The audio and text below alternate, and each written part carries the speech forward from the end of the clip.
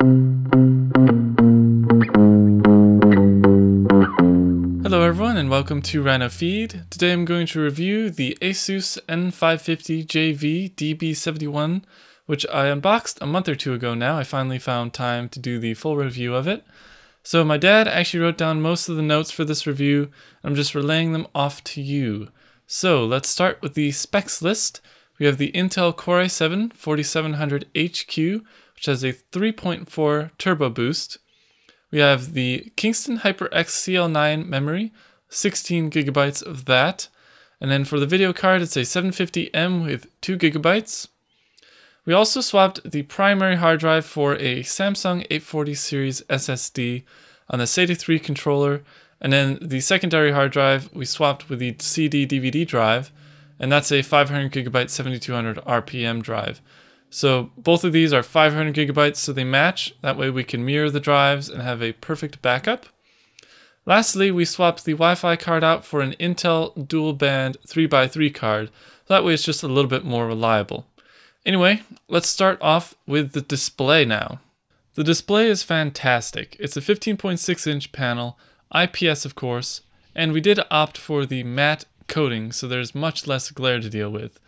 Also, it's 1920 by 1080p, so you have pretty decent pixel density.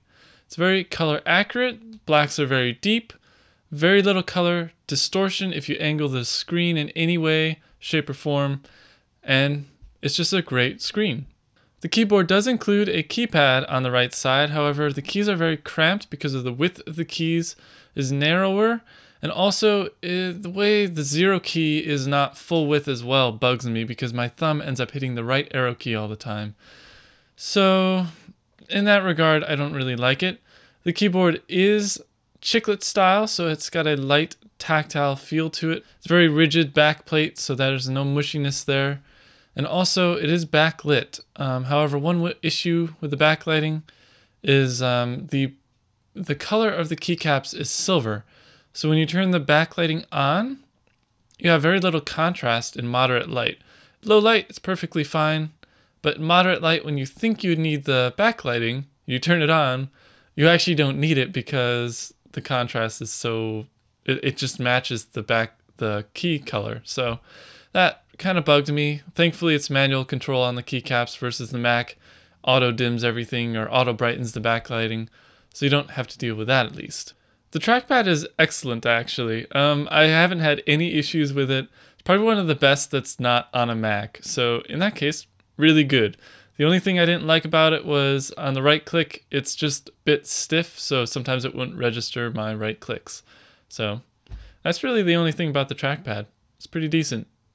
For my battery test, I did 70% brightness with YouTube running a playlist on high performance mode.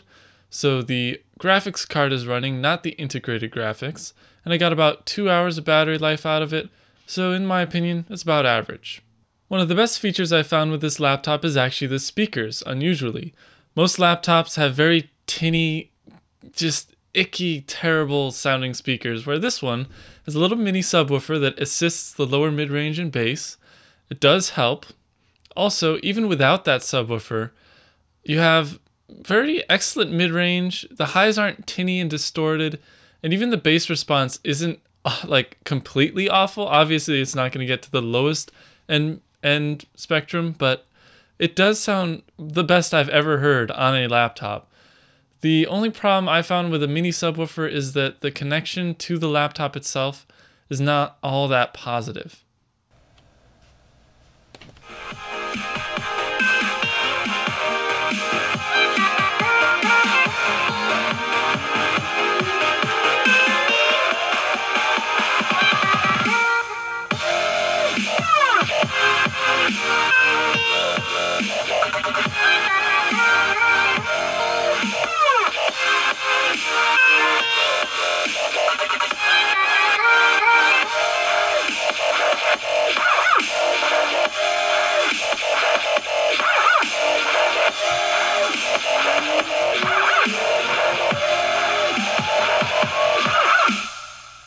Before I wrap up this review, I have just a few nitpicks to mention about this laptop.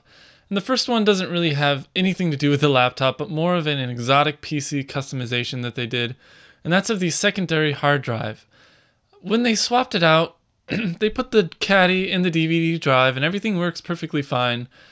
But the thing is, the edge is sticking out like 3 millimeters, so it's not a clean job. I don't know. They didn't even mention anything about it, that it would look this way in the end, but I think it looks terrible.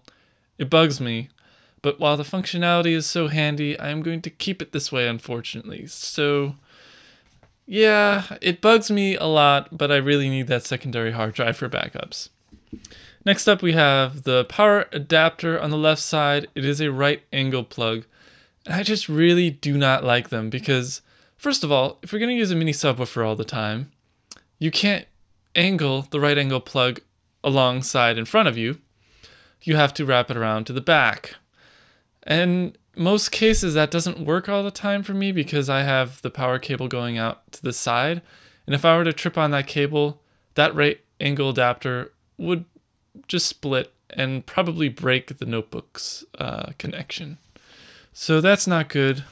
Lastly, I'm gonna look at my notes because there's one little tiny thing that's kind of silly, but that's the button on the left side. They actually have a power button and they have a button on the left side to make it symmetrical, which that I like, but the button essentially does nothing unless you program it to do something.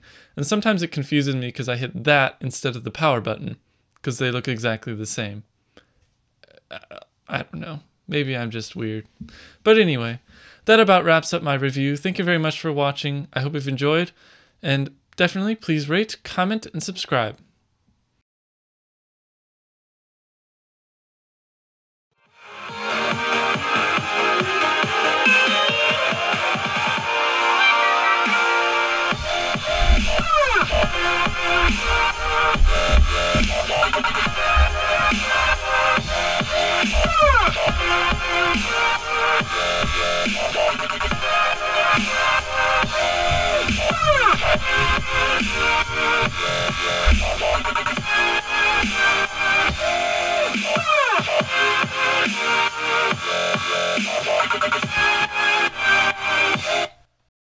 There.